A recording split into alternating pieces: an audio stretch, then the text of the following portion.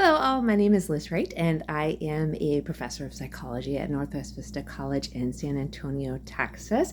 And as I'm waiting for my lunch to get ready, I thought I would make a quick video about something that is going on in the news today.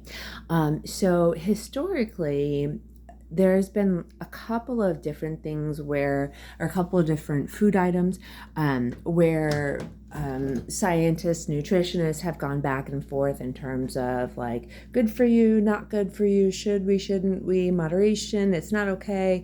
And alcohol has been one of those that has been debated in terms of, should we or shouldn't we, how much, if we should, all that sort of stuff. So there has been a lot of research that indicates that drinking alcohol in moderation can be beneficial. And then there's even some that says, it is beneficial and safe up to XYZ amount per day, one drink. So 6 to 8 ounces for women and 2 drinks for men, based upon body weight, metabolism, all that fun stuff. And then other research has come out and said, well, actually, there is a link between alcohol consumption and cancer. And so the question becomes like, in these sorts of instances, who do we believe? And one of the things that we really want to do when we're faced with these sorts of questions is to do what detectives do, which is generally to follow the money. So there have been some indications that the research that's found that drinking in moderation can be beneficial, there's been indications that research has been supported by folks lobbyists in the alcohol industry, which would cause some problems in terms of whether or not the results were valid or influenced by the values and or financial benefits of who was doing the research.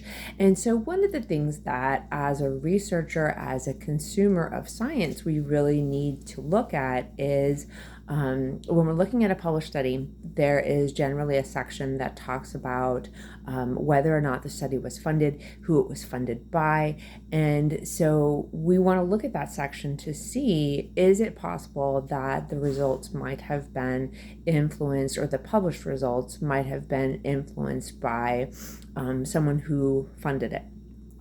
There have been reports of a lot of new researchers feeling that they have to produce certain results because of who they're funded by, because of a worry about losing funding, because many times our ability to maintain our jobs is influenced by our grant funding. And so if we are funded by a grant and that grant comes from someone who has an interest in seeing certain results, then we might be pressured, we might feel pressured by our grant funder to produce certain results. And so we definitely, as scientists and as consumers of research, want to take a look at that statement and see who the research was funded by, if it was funded at all, and any sort of financial interests, any sort of conflict of interest statements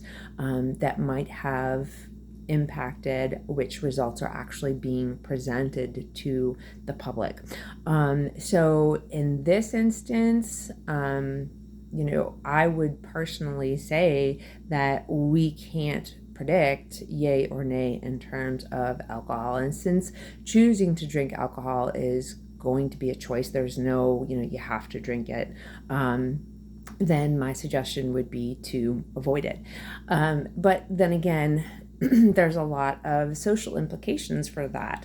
Our society, our culture kind of says like, hey, if you don't drink alcohol, then People are going to perceive something negative about you.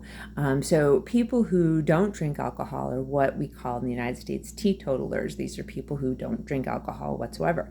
And sometimes people have very specific reasons. So for me, I don't drink alcohol because the medication that I take for the different challenges that I experience tells me specifically, do not drink alcohol while taking this medication. So I don't. But I don't know how many times I have been hanging out with friends and they'll be drinking and they'll say, well, why aren't you drinking? And I'll say, I don't drink. And it's interesting to see the responses that you get from people. Some people get really angry. It's almost as if you've insulted them by telling them that you don't do what they're doing. Some people think like, oh, or you think you're better than me? And like, no, it has nothing to do with you and actually has everything to do with me. So yeah, it's interesting for me to sit here and say to you, like, hey, we don't know what the research really says, so just don't do it. And then to try to do that in a public sphere with, colleagues or with peers and see how people respond to it. Typically the response to, why aren't you drinking is pretty negative. And again, people can sometimes assume that, you're relating it back to them when in fact, typically it's all about what you want or don't want. So, what do you think about this research relating to alcohol use? Have you ever, decided that you're not going to drink alcohol? And what were people's responses when you let them know, like, oh, I don't drink or I'm not drinking? How did they respond to that?